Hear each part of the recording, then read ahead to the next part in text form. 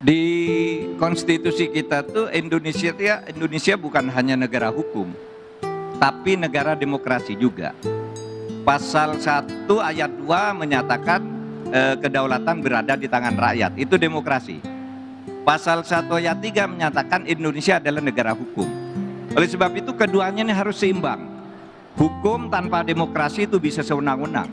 Demokrasi tanpa hukum itu liar. Oleh sebab itu kita katakan demokrasi itu kedaulatan rakyat, hukum itu artinya nomokrasi.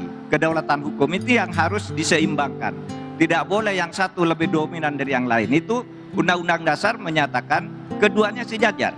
Oleh sebab itu kita akan pertemukan bagaimana demokrasi berjalan baik, tidak kolutif, tapi hukumnya jalan. Sehingga apa yang menang kata demokrasi harus bertindak kalau kemenangan di dalam proses demokrasi itu melanggar hukum.